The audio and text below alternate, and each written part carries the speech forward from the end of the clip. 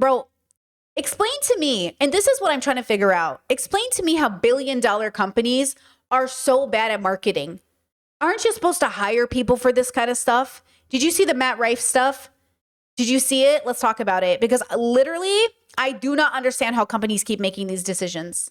Trump has also previously suggested building a cage on the White House grounds and inviting as many as 25,000 attendees, which honestly, I think he this is not the story we're focused on may today. actually do. But it kind of lines up with a made-for-TV presidency. And there's just a lot that's going to be going on in addition to the 250th anniversary. I mean, next year, we're going to see the United States hosting the Olympics and the World Cup. Oh my God, You know, a lot to keep our... What?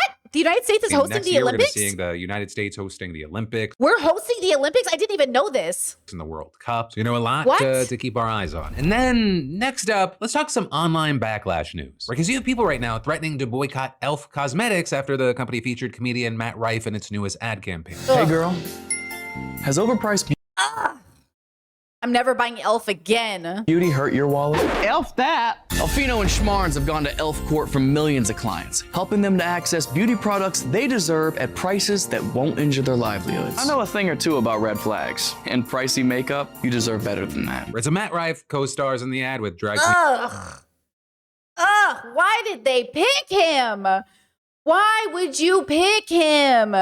How does that make sense? What? Seriously, we need young people. I'm telling you, a boomer did this. We need a Gen Z person on that marketing team because they would have been like, oh yeah, not Matt Rife, bro. He was literally canceled by women.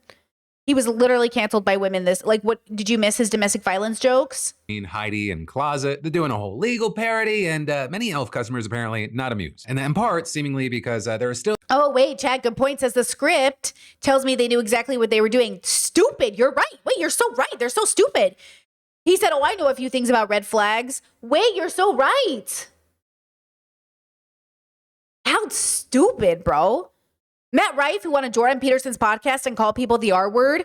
Oh, Matt Rife, you're so wonderful. Wow. You really got those snowflakes with the R word joke. Ha. So funny. Still many out there who feel burnt because of a controversy back in 2023 after Matt opened up a stand-up special with a joke about domestic violence. You know, he got a lot of heat for that joke, and he ended up doubling down, saying if you were someone that was offended by that joke, you should buy a special needs helmet. And so with this ad, you had the comments filled with things like, you didn't have the budget for a comedian who doesn't joke about abuse, the guy who jokes about DV in an ad targeted to women, that's a choice. And I think Andrew Tate's available for the next ad. Right? And the idea that helps customers... I think Andrew Tate's available for the next ad is so funny. Can I say something though? Can I say something so fucking, I think is so true? I think if Andrew Tate was in their next ad, they would sell out. I think Andrew Tate could convince men to buy makeup. I do. I fully believe it. I fully believe he'd be like, you got to get makeup like I got a Bugatti. You need makeup. You got to look good. Like, I'm telling you right now, I think he could do it. And I hate that. I hate I just hate everything I just said, but I think it's true. I think he could sell makeup to men. For women, it was a big talking point in all the backlash, especially because when Matt was coming up, he was kind of known as being very popular among women. And we had things like that DV joke turning a lot of women off. I mean, even he himself tried to distance himself from it. Wait, chat says, breaking news, the boys are buying E.L.F. now. Wait, are they literally, or are you just making a meme off my meme? Because I will say this, I could see people thinking Matt Rife was like a loser for doing this, but Andrew Tate could sell it. But I think boys, first of all, should be buying makeup if they want to. So I'm all about it. But there's something about Andrew Tate that I think he is so loved by his community that he could sell them rotten meat. Okay, you're piggybacking. Okay. Because like I do think it could be real. Like, I don't think Matt Rife has enough of a following that respects him to buy. They think he's a loser. But I think that's how much people like Andrew Tate when they like him. I think they would fall for it. Like, hey, Andrew Tate says this will get me girls. Andrew Tate says I have to smell good. Oh, Andrew Tate says, like, I got to trim my beard a certain way. Like, you know why? Because I think that men are impressed by him. He's an athlete, right? Joe Rogan was like, he's a professional athlete, man. You know what I mean? Like, they respect him in that sense. And then, yes, Discord, they would buy it just to be a contrarian. They would buy it because they think they were memeing. Because the feminists, okay, because the feminists would be so mad they chose Andrew Tate fans would sell out the product and prove that Andrew Tate has fans to get back at the feminists. That's what it is. I think that's what it is. Because Andrew Tate is always telling men to groom and look better. He's always saying, like, you guys look like shit. You guys dress like shit. You smell, I can tell. So he'd kind of like, you know what I'm like, Andrew Tate definitely gets his nails done, right? Like, Andrew Tate definitely gets his manicures and pedicures, which you should, by the way, right? But I think it would work. But I just can't see Matt Rife inspiring the same movement. His female fans. With him at one point telling Variety, I don't pander my career to women. I would argue this special is way more for guys. And so now with this new ad, you have people posting videos of them tossing out their e.l.f. products, as well as videos like this one that have over 600,000 likes. For a campaign of this size, it would have had to pass through so many hands. The amount of checks and balances and approvals that would have had to happen for this campaign to go live. Can you honestly sit here and tell me that nobody at the top stood back and said, hey guys, I don't think this is a good idea. I don't think that as a Chat, you said it perfectly. Straight men are so gay. Everything they do is for other men to like them, 100%.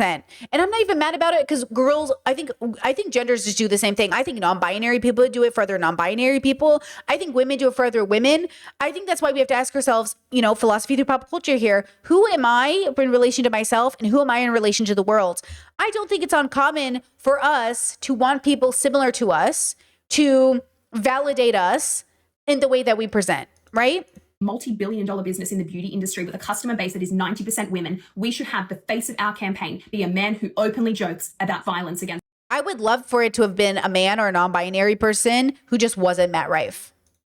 women. And then in addition to that, you had people calling out the brand for pairing him with Heidi, writing things like, "E.L.F, I'm gonna hold your hand when I say this. Just because you got a drag queen in the mix does not mean it's a green light for Matt Rife." Somebody said we have to have somebody from the conservative spectrum and somebody from the gay spectrum, so that way we appeal to everyone. But also, something I will say is, depending on where you go on the internet, there's not a universal reaction here. Because while you have tons of people saying they're no longer going to be buying E.L.F. and they're going to be switching to other products, Matt Rife, he's not without supporters. You go to some areas of the internet, people are mocking the fact that there's any backlash here. And if you go to the comments on his Instagram post with the ad, there are tons of people praising it. But ultimately, we'll have to wait to see if there's a long-standing impact here or it's just a blip. And then I've got... That's interesting to me because I remember I saw a conservative complaining that men were in the ads for makeup companies. But obviously, look, men have worn makeup throughout history. That's another... See, our memories are so short. We really think life started 50 years ago. You guys know men wore makeup throughout history. We know this is a fact.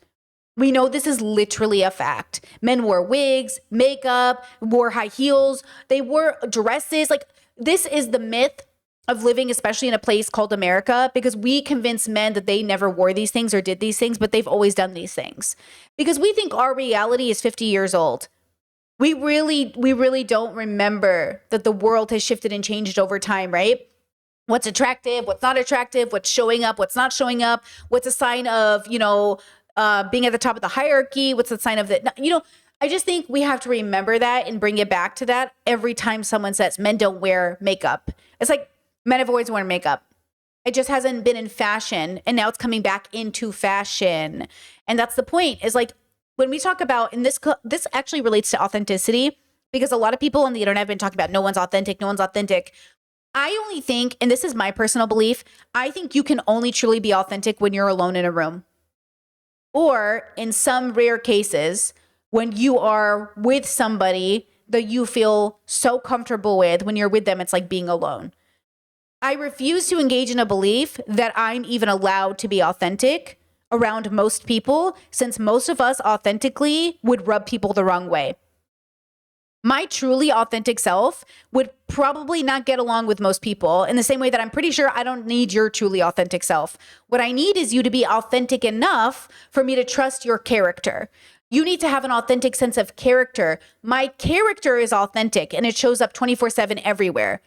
But my true authentic self is not just my character, because I am not just my character. Character not in a role we play, guys, just for definition. Character in terms of my sense of values, how I show up in the world, right? My right and wrong. That's what I mean by a character. So my right and wrong is right and wrong 24/7. My authentic self, though, is without the idea that I'm being watched, right? Which is fine, because we live in a society. We have to meet people where they are. We have to we can't just be authentically ourselves everywhere. We can't disrupt other people, So I think there's something to be said about authenticity and how marketing is the opposite of that. So representation in media isn't meant to show authenticity. It's meant to show option. My favorite videos to watch are like darker skinned girls talk about foundations that don't match them and how like this is the darkest shade and this brand. And I'm always shocked at the lack of choices. And then we sit here and talk about how we all start from the same place and we all have the same choices. We don't even have the same choice of foundation.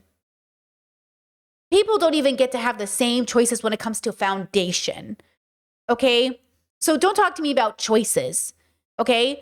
And so again, that's what I want for the world is more choices, more options, and then we can figure out authenticity personally.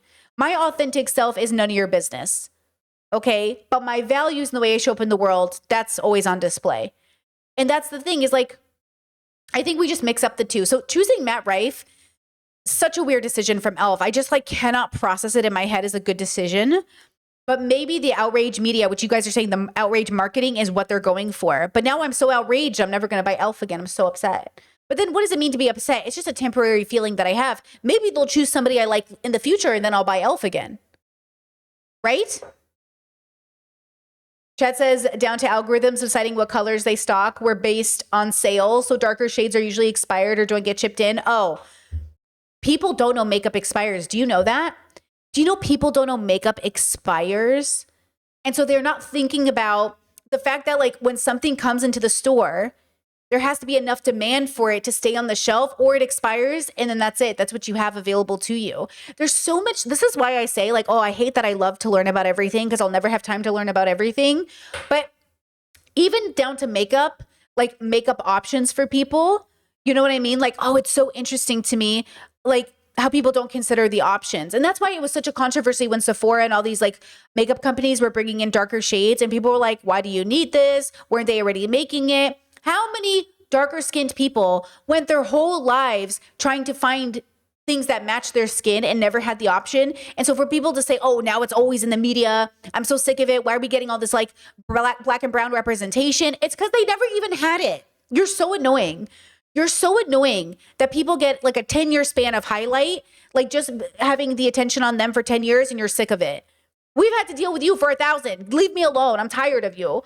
It's like, it's kind of crazy actually how much people have a problem letting other people have their moment. And it's not even like, we shouldn't even have a temporary moment. We should always have the moment. The moment should be always. It's just kind of crazy. It is kind of crazy that people don't get it. But then it makes sense because we're all limited in the way that we engage with the world because like we probably don't have a neurodivergent sense of, you know, special interest in researching these things. I don't know how many videos on makeup I watch and I don't even really watch or wear makeup that much. Obviously I'm wearing makeup. But the point is that I'm not even like crazy into makeup, but I love watching videos about makeup. I learned so much about it. Actually, this plays into Jackie Aina. Let's bring up Jackie Aina. Oh my God, wait, I totally want to talk about this. Jackie Aina. Okay, did you guys see the controversy with Jackie in the way that she does her blush? And how everybody was like so annoyed with it, but like that's just Jackie's signature look, bro. Get over it. People gotta get over it. Like this girl built an empire off this You're a blush. professional makeup artist. So you need to get over it, bro. Did you see this? Talk about authenticity. God forbid this woman be authentic. God forbid she has something that's hers. And you have a client or even a friend that comes up to you and says, I like this blush color. Can you show me how to use it? Will it work on my complexion? Especially if the person asking is darker than you. And your response to that is, nope. No, not for you. You need to stick to peach. If you're an artist and that's how you talk to people darker than you, you're just not that good. Or you just don't have an eye for color. Because to argue that this color, a deep burgundy, plum, oxblood, anything in that color family, to argue that this color does not work on dark-skinned women, a color that I would argue defined the 90s for most dark-skinned Black women. Like this is literally a color that like my mom would wear all the time when I was a kid. This is by no means a bold color choice for dark skin. When I was in the Army, this color... Which, by the way, did you know she was in the Army? Did you know Jackie was in the Army? Because I didn't know that. To be fair, I didn't watch Jackie like that. I watch Jackie more on TikTok now, which is kind of funny. But I didn't know she was in the Army. story was considered nude because, like, I don't know what they're doing in the army now, but back when I used to serve, the regulation was that makeup cannot be loud, it can't be trendy, and based on darker complexions, this was considered our nude. I randomly came across this lady's TikTok video. I don't know who this lady is. I've never seen her a day in my life. She used a screenshot of one of my videos and literally verbatim in the video said, "This is bad. You should use peach. I'm going to show you how to do it." Now look, Jackie's blush is pretty iconic. It really stands out. But every time I see Jackie's blush, I think to myself, oh, Jackie, because that's a signature look. You don't have to like it. You can think it's too much. You can have your opinions, but it is her look. It is her signature iconic look. It is what makes Jackie Jackie. And you, again, just like you can hate drag makeup and you can hate glitter and you can hate shine and you can hate dark lip and you can hate it all you want. But to say that she shouldn't do it, to say that it's not an option for you, to say because XYZ, like, no. Now, going back to this conversation we've been having about authenticity, dressing your age, and all that other stuff, you can have a bold look and have it be grown. Because a big thing about being grown is having a signature look that you upgrade and update as you attain more goals. And I think Jackie does that incredibly well. Do it. Y'all look crazy. I don't know what the new girlies are doing in makeup, but like where I'm from, that is rude. Like what? Okay, whatever that means. You don't even have to be a professional artist to have a particular style or to have a particular look. Sometimes I like the blush to be the standout part of my complexion. That is my signature. But telling me it doesn't look good and being lighter than me is one thing. We'll come back to that later. My issue was like, if you want to argue for your preference, don't use me as an example. Like what? How I do think using Jackie is always a mistake because one, Jackie stands on, principle. Jackie's also very successful and like built a incredibly successful makeup brand and presence. So you can disagree with the aesthetic, but using Jackie as an example of it not working is kind of ironic. How did I get in it? And before anybody jumps to the comments, because I know y'all are, well, that's just her opinion. E.L.F should have done a deal with Jackie. I don't even know if they've worked together before, but that would have been that would have been maybe a good choice. I think Jackie might only work with higher brands now, but maybe not. I don't know. But why Matt Rife? Is it though? Would it be an opinion if I did it to her? No, would it be an opinion if I did it to you? Answer quickly. Ask yourself, if Jackie Aina did this in reverse, would I be saying it's an opinion? I want to hear the answer from the audience, please. And would you be offended had this been done in reverse? Meaning I made the video about her. Yes, you would be offended because every day y'all get on here and call me a mean girl for doing much less than this. And what a lot of people don't know about me, or maybe they forgot, or maybe some of you guys are new and only know it from TikTok or Instagram or whatever. Before I became a creator, I was a working makeup artist. One of the driving factors that pushed me into makeup is I got so tired of going from counter to counter, from artist to artist, asking, how can I get this look? Or can you show me this product? And before they've even tried, they would literally say, no, not for you. You need to be wearing this. I just started being like, okay, well, if y'all not gonna show me, I'm gonna pick up the makeup brush and do it myself. So I was learning and developing my makeup style and also challenging what looked good on my complexion, literally in real time, and teaching people how to do. This is exactly the difference of an example that maybe you guys might not see because it's bubbled and subjective. But when you say, Brittany, why do I have to like dress my age if dressing my age is XYZ? Again, dressing your age also, is about coinciding with your values, right? Where some of the people in my comment sections were like, I just turned 30, which is fine. And they're like, I'm going to wear more Hot Topic and Disney and stuff. And some of my commenters were like, yeah, but what about the capitalism of it? Or what about the planet? Or what about fast fashion? Or what about, you don't have to have these values. Like, people have to remember that I'm not coming from a place. I am coming from a place where like, I am not shopping on Amazon. I am not buying fast fashion. Like, I am coming from a place where I am plant-based. I am trying to do less harm. So also dressing my age and getting a little older is actually trying to reduce what I'm putting onto the planet, right? But Jackie is a good example of, she's elevated. She's very classy. She's got an incredibly like polished aesthetic, but she has a very bold makeup choice. So you can be bold and grown, right? Jackie's a great example of this. The same. And I was doing it in response to an industry and people. And also, I am not making a prescription. I'm making a suggestion based off desired outcome. Remember, Brittany is never making a prescription. I am making a suggestion based off desired outcome. So if you tell me this is the desired outcome, I will say this is how I would do it if I was you. In the same way that I'm telling you I have a desired outcome, and this is how I'm doing it, right?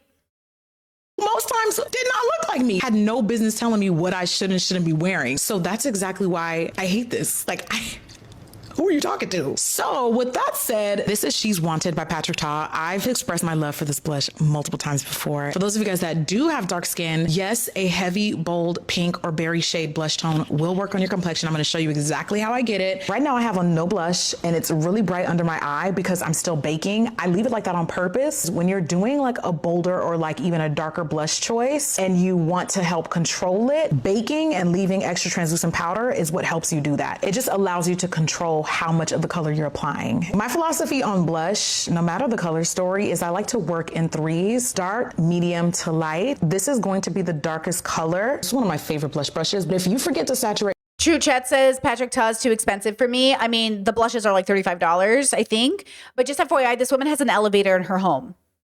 Jackie is rich. Like, Jackie really made it. Like, Jackie is the YouTuber that got rich. She is very successful. She has a whole ass elevator in her house. Okay? So like, I'm a YouTuber and Jackie's a YouTuber, but we are not the same. We are not the same. You know what I mean? Product on any part on the shape of this brush is gonna look patchy. I'm not saying dig, girl. I'm not just gonna apply it on one side and then pop it on. I'm going to roll the brush so that every angle is saturated with color. And then starting at the highest point of my cheekbone, I'm gonna start patting that in. And if you're really apprehensive about it already using looks good. It already looks good. Look at that. It already looks great. This dark. Actually, I wonder if Olivia, speaking of Olivia from H3H3, I kind of wonder if Olivia gets her inspiration from Jackie. Because Olivia does that bold blush as well. And I always wondered if she got the inspiration from Jackie. Less is more, like build it up. This blush has had me like fiending for fall makeup. So I'm quite literally gonna keep building this on until it gets darker and darker and darker and darker and darker and darker and darker. Because I'm dark and I can. Oh, interesting. Chat says Patrick Ta also has issues not compensating Black creators.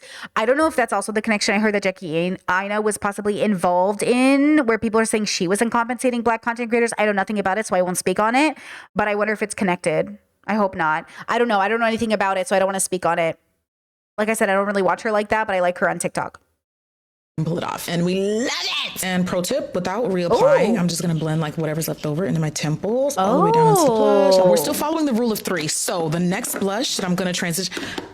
Did I mention this is a lot of product? I know it's a lot of product, but listen, if you want to step it up, you got to go there. Just follow me, okay? Then you want to transition into another blush that's in the same color family. So in this case, it's pink rosiness, right? But something that's a bit more mid-tone and not as deep as the first color. This is from Pat McGrath, and the color is, is that the name of the color? Divine Rose 3. We went higher with the first blush. Now with this blush, we're gonna work more towards the center of my pupil and blend into the darker color. Not forward. I feel like I'm learning so much right now. This way. Think of this like transition colors, but for a blush. We basically went from working from the lash line upward. Now we're working in the center of my eye backwards. The last color that I'm gonna use is a blush that is so light that it would not work for me, but instead I'm gonna use it as like an under eye brightener, which looks like this. This would be chalky, but in the under eye area, it's exactly what I'm looking for. Now I'm working basically from the inner corner backwards. Now don't do too much of this, child, because it is still light. I'm just gonna do like 1 to 2 passes and then sweep and blend it out. And the last and final step, which is a non-negotiable for a heavy blush look like this, is you have to melt it. So I'm gonna use Patrick Starr's powder melt, as you can see. Boo, Patrick Starr, boo.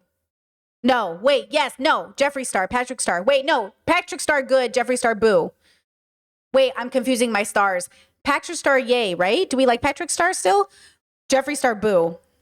I really like it. I'm like halfway done. This is gonna help any powder product, including your blush, quite literally melt into your skin.